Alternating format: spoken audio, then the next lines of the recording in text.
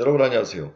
4월 21일 여의도 펀드매니저TV 금일 시장 전망 및 투자 전략 시작하도록 하겠습니다.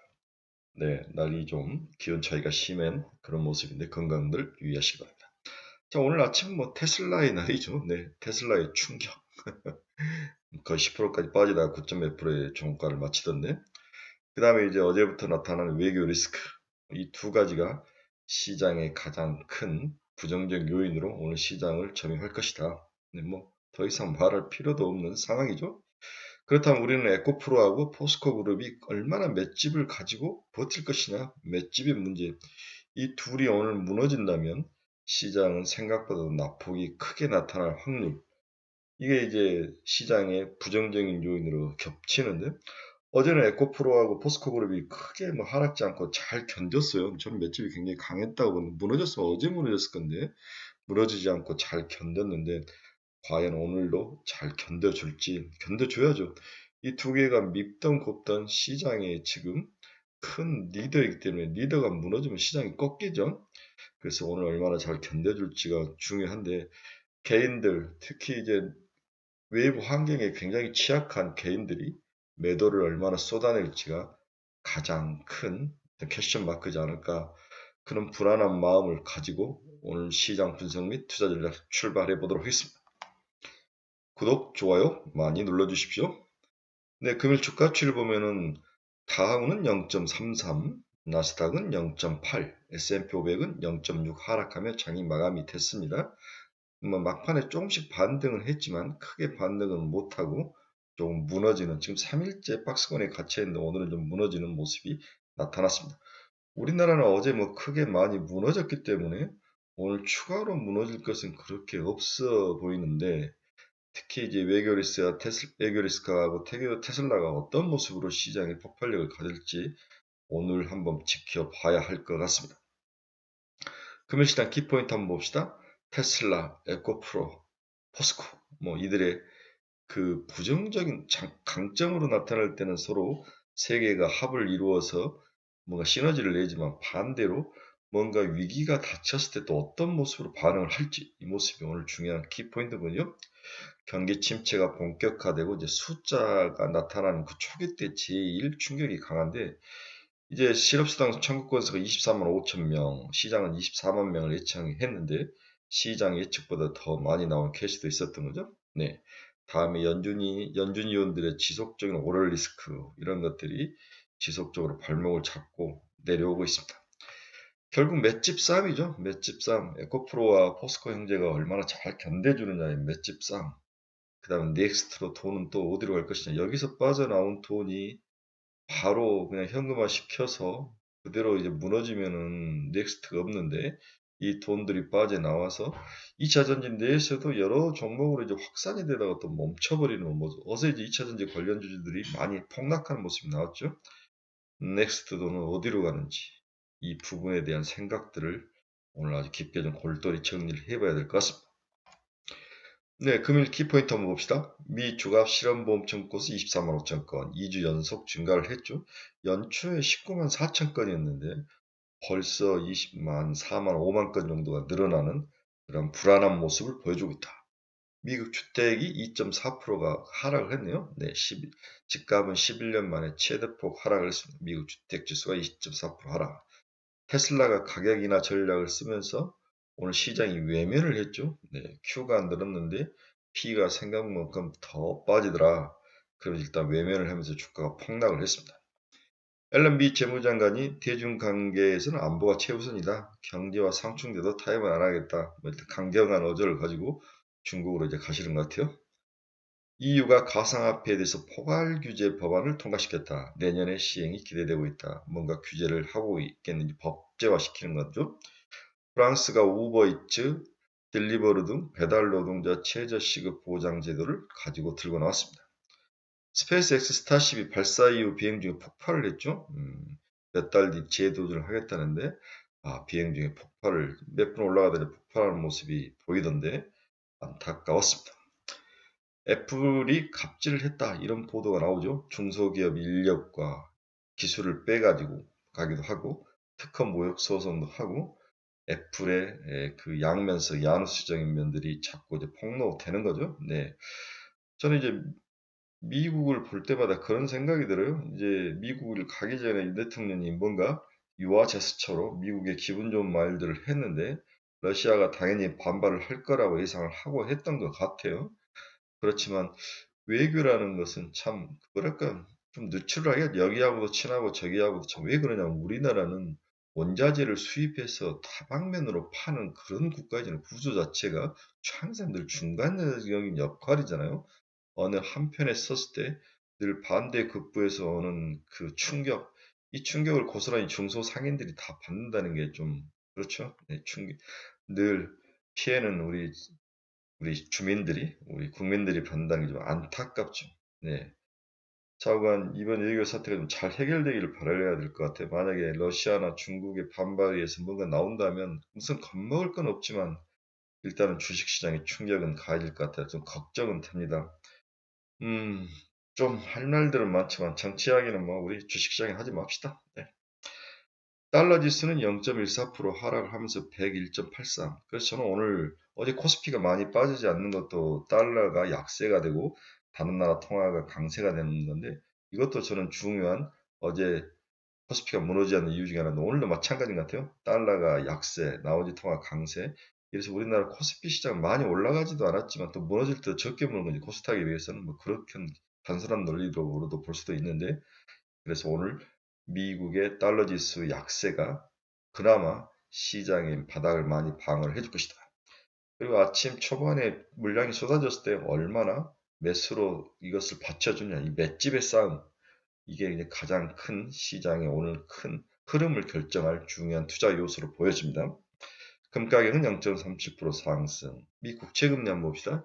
2년짜리는 4.187, 11.6bp나 빠졌네요. 네, 금리가 굉장히 단기금리가 많이 빠졌습니다. 10년짜리는 3.534, 6.8bp 빠지면서 금리는 하락 안정적으로 일단 방향을 틀었습니다. WTI도 빠졌네. 2.07% 하락해서 77달러까지 내려온 상황. 경기 침체라는 파고를 숫자가 보여주고 있는 것 같아요. 애플은 마이너스 1.04% 하락. 테슬라는 9.75%나 하락을 했네요. 오늘 테슬라 이야기 잠깐 해봅시다. 네, 신공장 가동과 공격적 가격 전략으로 수익성이 악화가 됐죠.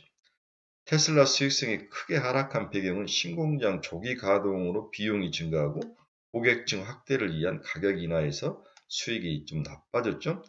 테슬라는 판매량을 늘리고 이를 통해 원가를 낮추기 위해 공격적인 가격 정책을 펼치고 있는데 가격은 바로 빠지지만 원가가 빠지는 것은 시간이 좀 걸리죠.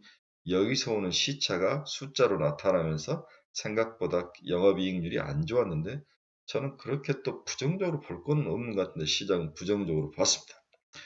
원가 하락에는 시간이 걸리는 반면 가격 하락은 즉각적으로 반영되면서 수익성 하락 국면이 일단 한 분기 정도 더 예상이 되죠.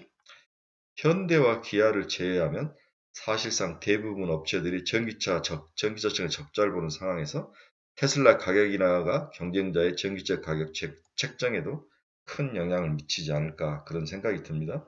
소비자들에게는 좋죠. 그렇지만 업체들에게는 좀 부정적이죠. 결국 이 서프라이 체인에 있는 기업들에게 이제 단가 인하, 우리가 CR이라고 그러는데 이걸 강요할 수밖에 없는 상황. 이런 면에서 Q는 느는데 P가 따라가도 주지 못하는 상황이 우리가 최근에 부품주들을 좋게 본 이유 중에서 Q가 늘면서 P도 올라갈 거라고 생각을 했는데 이 부분이 과연 어떻게 시장에서 해석이 될 것인가 한번 봐야 될 것 같은 부정적으로 해석될 가능성도 있어 보인다. 이렇게 보여지네요. 단 테슬라 현재 주가는 미래 성장성이 반영돼 있어. 이 부분을 저는 굉장히 좀 생각을 많이 하면서 썼는데 과연 현재 주가에 미래 성장성을 포함한 주가이냐 아니냐 저는 나름대로 반영이 됐다 이렇게 봐야 되는 거죠. 따라서 미래 성장성이 이미 충분히 반영된 주가라면 P가 올라오지 않을 때까지 테슬라의 미래는 그렇게 밝아 보이지 않는다. 그렇게 매력적인 주식은 아니다. 이렇게 보는 거죠. 네, 테슬라 지역별 전기차 점유율을 보면 미국은 거의 60에서 70 정도, 그렇죠? 글로벌도 27.7%까지 올랐네. 네, 글로벌 27.7. 네. 그 다음에 중국 시장, 이 검정게 중국 시장인데 중국은 약 20% 정도 좀 밑에서 시장 점유율을 가지고 있고, 유럽은 테슬라가 약 10%대 중후반 이 정도밖에 안 되네요. 네.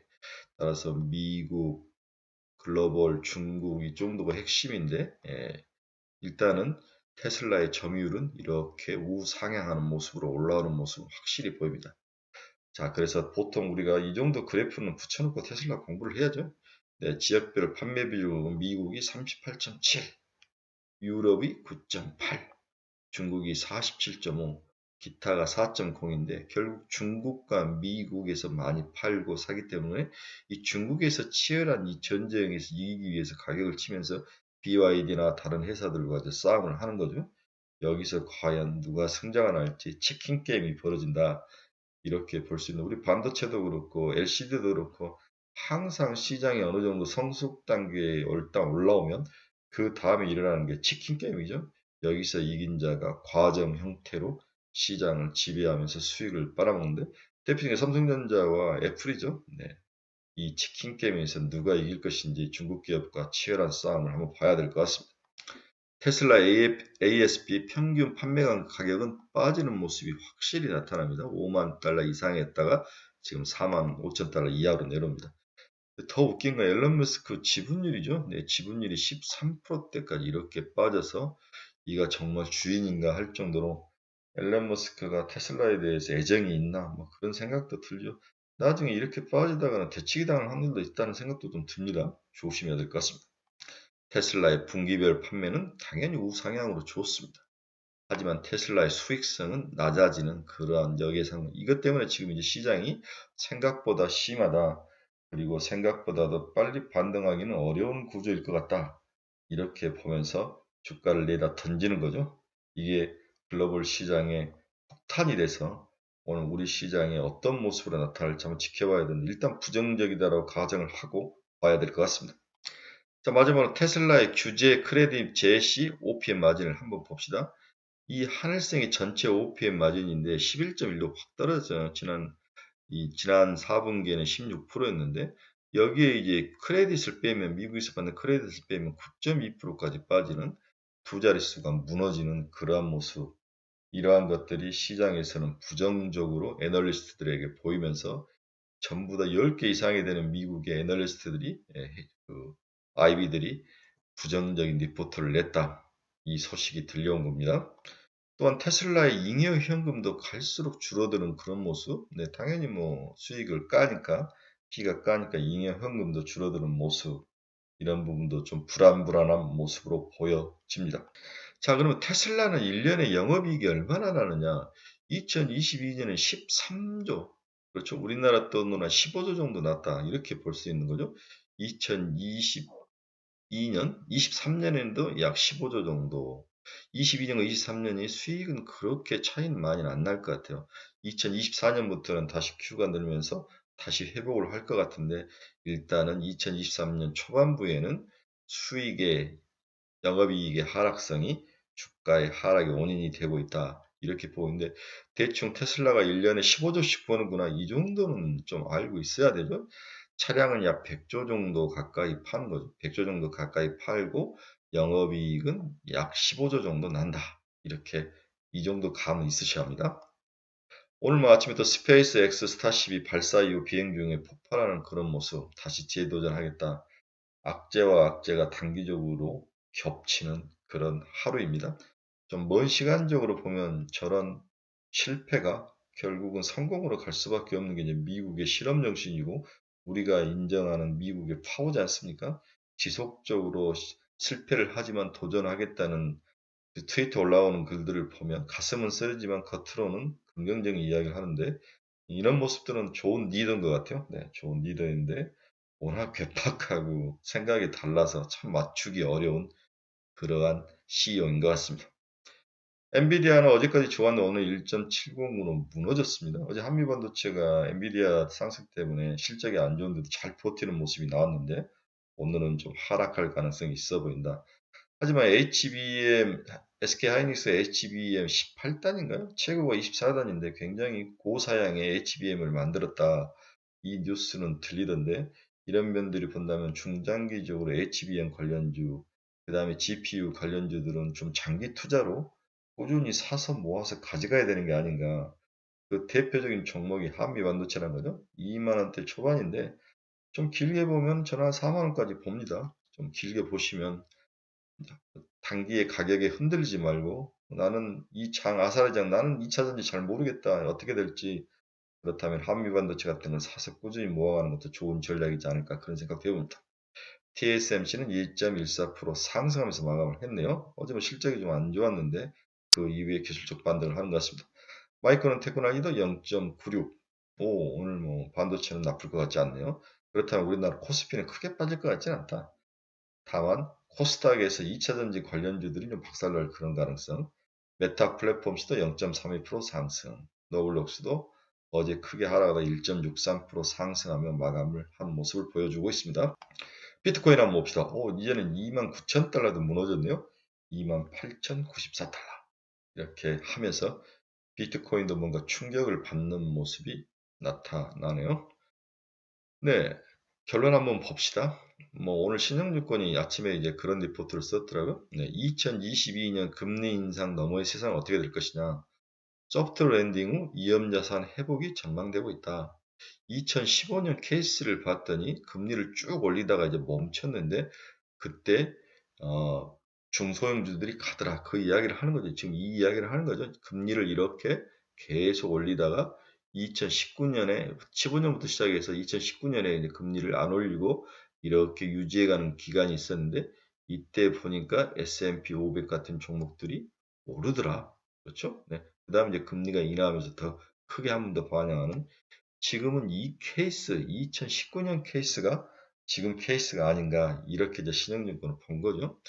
미국 금융업 CDS 프리미엄 올랐다가 내려왔다 안정을 찾고 있다 이 모습을 보여주고 자 그럼 2019년처럼 이런 가정이 깔리려면 개인들의 부채 비율이 낮아지고 있다는 거죠. 네, GDP 대비 가계부채 비율이 낮다. 그다음에 가처분 소득 대비 가계부채의 추이도 그렇게 뭐 높지는 않다. 이 이야기를 지금 해주는 거죠. 이렇게 빵빵하게 소득이 네, 또 부채가 낮고 소득이 잘 버텨준다면 2019년 케이스처럼 중소형주들이 금리 인상을 멈췄을 때 또 인하 과정이 기대감이 반영되면서 중소형주 중심, 기술주를 중심으로 미국 주가가 크게 오른 모습이 있었다. 이걸 아침에 이제 리포터에서 제가 새벽에 읽었는데 좋아서 여러분들에게 좀 설명을 해드리고 싶어서 잘라 붙여봤습니다. 자, 오늘 또 눈에 들어온 거 아침 뉴스 중에 전고체 배터리, 이걸 다 좀 우울한 이야기인데, 전고체 배터리에 대해서 정부가 크게 밀겠다, 20조까지 투자를 하겠다, 이런 이야기가 들려요. 네, 전고체 배터리. 네, 그럼 이수화학이죠? 네, 이수화학. 전고체 배터리는 삼성 SDI, 이수화학, 뭐 이런 정도인데, 이수화학이 좀 크게 오르다가 좀 눌리는데, 이수화학에 대해서는 주가 조정 충분히 돼 있는 상황이기 때문에 한번 사볼만 합니다. 네, 한번 보시기 바랍니다. 그리고 각 우리 배터리 업체들의 전고체 향후에 어떻게 갈 것인지, 언제 상용화실 것인지, 이 정도의 계획들은 다 R&D 투자 계획이 나와 있으니까 이것도 한번 잘 눈여겨서 인지하셔서 붙여가지고 놓고 보시기 바랍니다.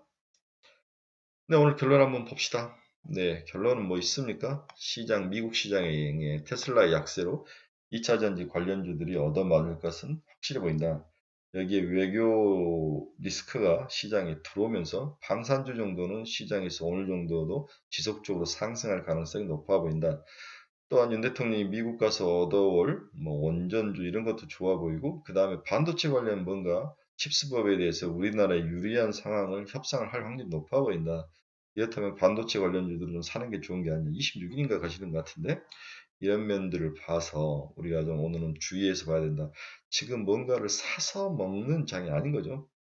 지키고 그 다음에 리스크 관리를 해야 되는데 리스크 관리하는 방법은 포지션을 줄이는 것밖에 없는데 얼마나 줄여야 되느냐 또 30% 현금 이야기 하느냐 지금 현금을 갖는 게 맞는 거냐 생각이 너무 복잡하죠. 네, 오늘 남은 장 중간에 제 생각을 해서 다음 주 청도 이야기 초에 제 전략 이야기할 것 같은데 일단은 오늘은 둔탁한 조정, 중소형주 중심으로 둔탁한 조정에 대해서 좀 대비를 해야 된다 이런 생각이 드는 하루입니다. 네, 이렇게 결론을 내보고 싶습니다. 네, 자기가 투자를 하면서 방향성을 잃으신 분들, 내가 그래도 나름대로 좀 전문가에게 방향성이 어떻게 되는지 방향성, 그리고 네가 가진 종목에 대해서 좀 물어보고 좀 컨설팅을 받고 싶으신 분들, 또 내가 어떤 종목에 대해서 좀 관심이 가져야 되느냐, 종목에 대해서 궁금하신 분들은 저희 카페로 오십시오. 매일 뭐 한두 분씩 들어오시는데 다들 만족해 하시고 적응을 잘 하고 계십니다. 좋은 카페입니다. 그 다음 주 토요일 우리가 또 스터디 모임 하죠. 네, 여의도에서 스터디 모임을 하니까 관심이 있으신 분들은 댓글을 달아주시기 바랍니다. 카페에 다 올려놨습니다. 공지를.